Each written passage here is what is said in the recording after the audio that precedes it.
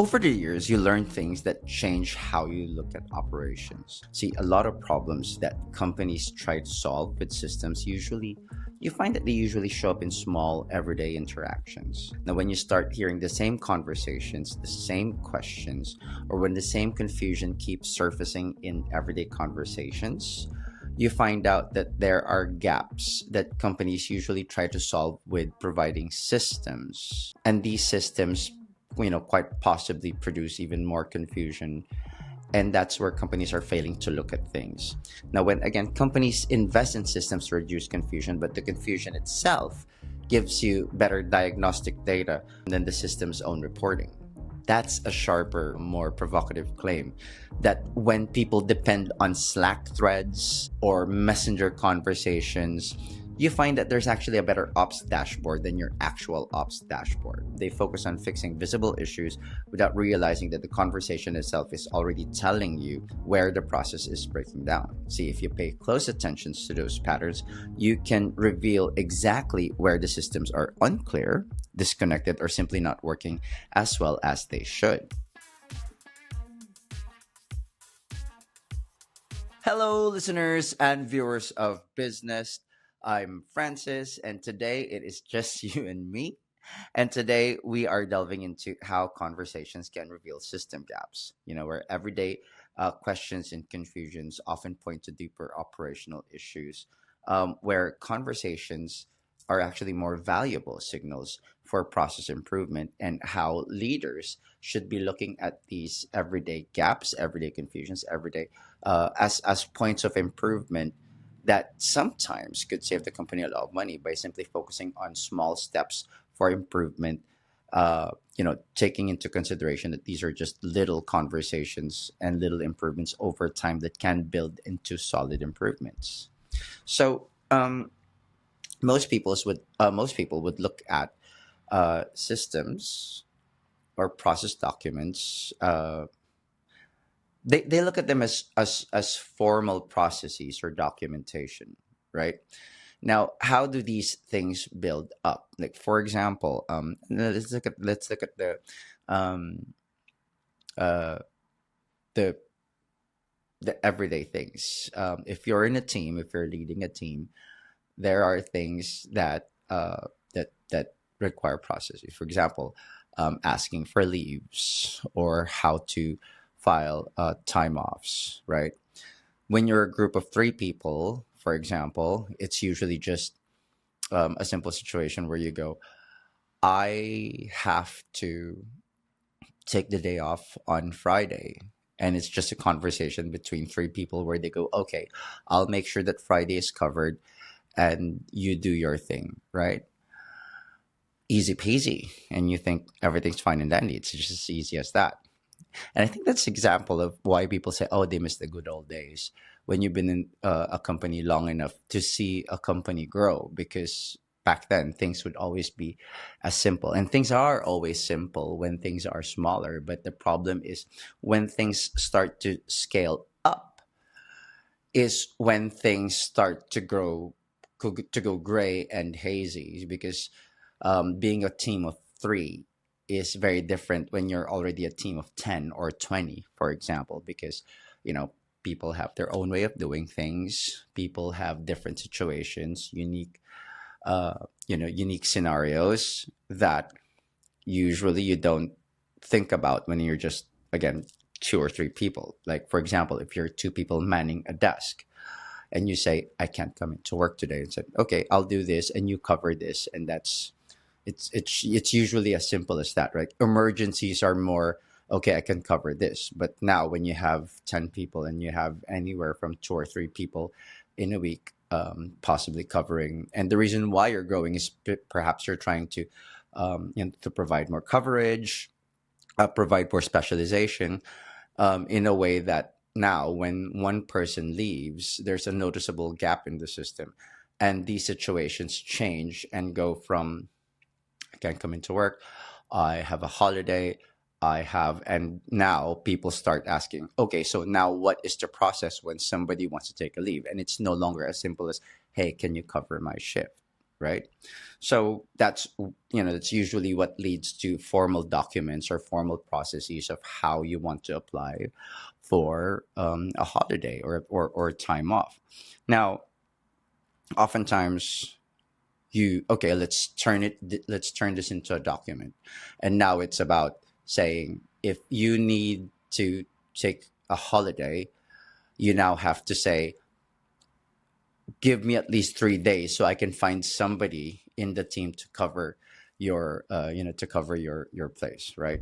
Now you're looking at, but there are situations when you don't have 3 days in advance, because a lot of times emergencies don't let themselves known 3 days in advance. So the document builds and the situation changes, and it becomes this sort of living document where you have to take it both as canon, but also um, a process documentation that can always improve, right? That there will be outliers, that there will be situations. It could be other scenarios like, you're all doing finance related things, and then you say, back in our day, when somebody requests a refund, we just do it this way. But now that there's 10 people, there's different scenarios, there's different objective ways of looking at requests. And they say, okay, but when I see somebody requesting for a refund, if it's £5 or less, I'll just approve it. But if it's repeated situations of the same person asking for refunds, I don't do that. And the subjective way of looking at it's not objective, it's a subjective way of looking at it, and then people come together and say, okay, let's make a document. But there's always the but what if scenarios that always pop up, either edge case scenarios or very legitimate everyday scenarios, or just scenarios that haven't set their precedent, right? So there will always be gray areas, there will always be steps that are unclear. And the funny thing is, oftentimes if you're in a Slack channel, you this is where you talk about this, and you often remember, no, no, no, you said 2 months ago that if we do it this way, then you should do it this way. And even though you created a document that says, "Tada! We now have a document that describes how we should be addressing situations like this," very oftentimes that document itself doesn't stay up to date as quickly as it should. Like, even though it's a living document, it's more often in a coma more often than it's not. So um, creates more confusion. And the reality is, sometimes being able to talk to your colleagues and say, what was it that you do again? And then they say, no, I do it this way. And then, more importantly, if I talk to my supervisor and he gives an okay, then I get to do it, which sets even more precedent. So daily interactions like that, whether it's process related, admin related, gives rise to this surprisingly complex way of managing your team and trying to keep everybody intact, right? So gaps like that often show up, and one of the solutions that that companies will come to do that. Let's talk about the administrative side, wherein, fine, let's pull in an HR system that now manages everybody, all 150 plus people, and say, these are the policy guidelines when it comes to either taking a leave or when it comes to process related items. When you're 150 people managing, uh, a department, a customer service department, for example, and says, here are the guidelines when it comes to approving complaints or requesting refunds.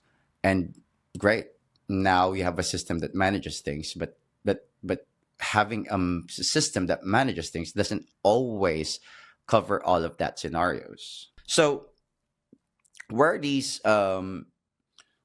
larger workflow issues come is when you fail to consider the living aspect of the business. Is that new customers bring in new concerns, new employees bring in new scenarios. So they become workflow issues that should be taken into consideration when when keeping this workflow alive, like keeping this process alive. So usually what companies tend to do is, now uh, how do we keep up with the constant change in in scenarios, in situations as they arise. Oftentimes you take in the data and say what causes the most pain points for people, and where they go,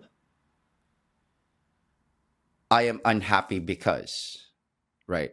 Or when you take it from a customer perspective, when they say, I am unhappy with your product, not because of the product themselves, but because of X, Y, and Z. So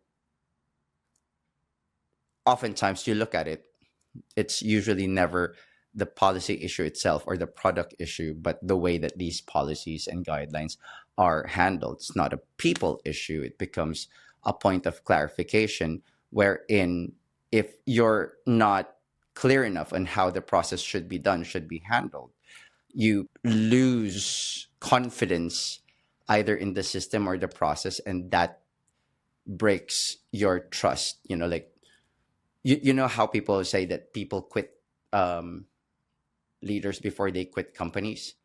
Same thing is usually when leaders are unable to enforce these policies, and therefore it creates confusion in the people. And a lot of times, people stay because of the loyalty. That's as unfortunate a situation as that is. It really is a situation where even if you have, you know, um, a bumbling yet lovable leader, you'd stay with them through thick and thin, as long as they've got your back and they find ways through it. Not that that's always the best process, but sometimes when you have when you're in a company that focuses too much on the rigidity of things, that then this is a process, we have a process, we will follow that process, and that process fails to take into consideration, but my situation is a little bit different. And that's when people start leaning into their leaders and say, he fought for me. There's something to think about. However, going back to being able to recognize patterns in these daily interactions, it's not so much being able to pull out. People are always confused, like, but this document doesn't explain a lot to me. It's being able to gather data points around what exactly is that document not explaining very well. When people depend more on asking a more senior colleague, a leader, or when customers often try to override the tier one and say, I want to speak to a manager because I know I was able to get this kind of service before, then that speaks of that broken system. So being able to turn these data points into more effective systems is, in many ways, what a lot of businesses should be looking into. So I know I'm talking about two different things, but notice that there's usually similarities when you look at processes. They're the same thing. Processes at work, policies when handling a product, same thing. When issues are recurring, they really should lead to structural changes. Like, it can't just be, they can't just be, we'll bring this up, we'll bring this up. The problem with bringing things up, it's usually easier when things are smaller, because they could be handshake agreements or one-off scenarios. The problem with that is, like, say for example, internally in a team, what works well with one team won't work well when it's, when it's a team of 3 people, won't work as well when you're a team of 15 or 20 people, right?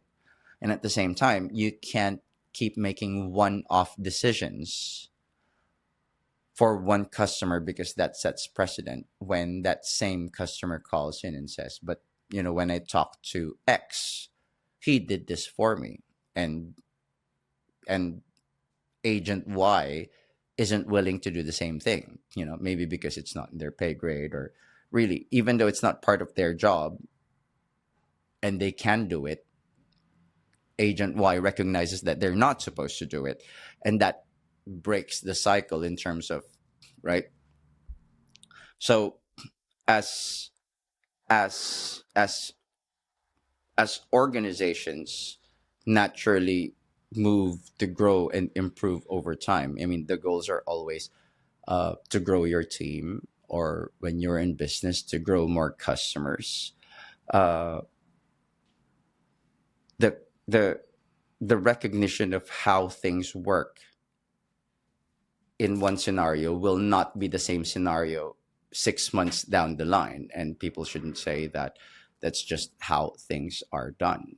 You know, commitments to making changes or making improvements are should be just as, it should be as breathing, like it should be the way that breathing works company wise.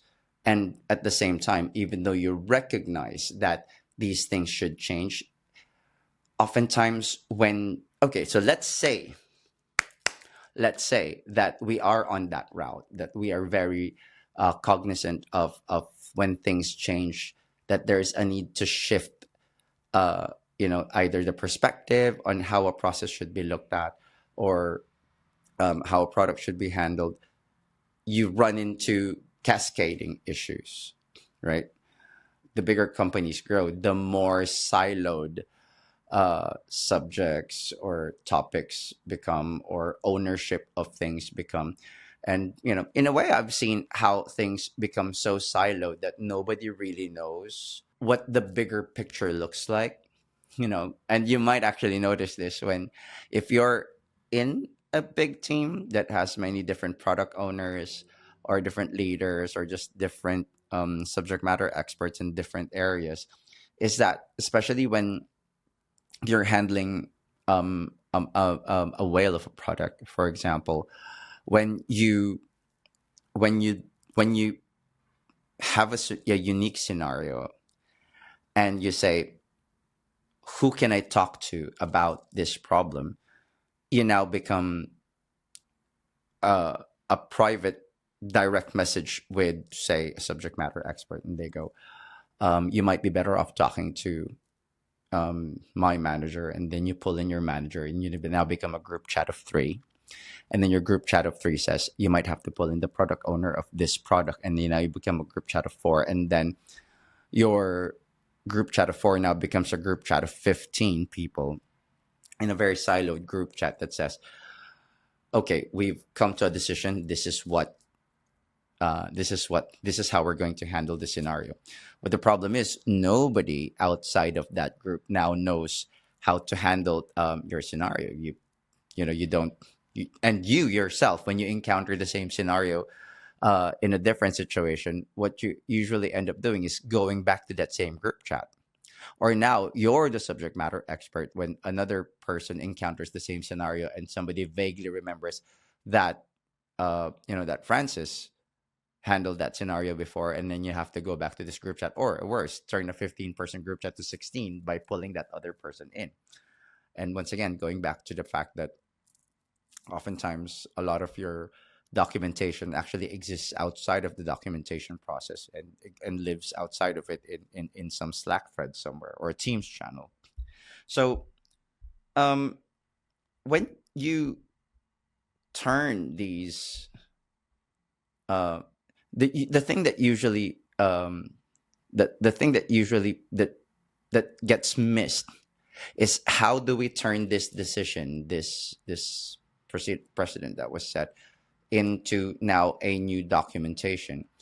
Sometimes the problem is, it takes a lot of effort to turn that entire conversation, summarize it, distill it, and say, I've, and taking that decision that felt like pulling teeth into a new documentation. And unfortunately, sometimes that major conversation that turns into a document now needs to be turned into something that needs to be cascaded to your whole team, only to be changed into a new decision maybe 2 months down the line.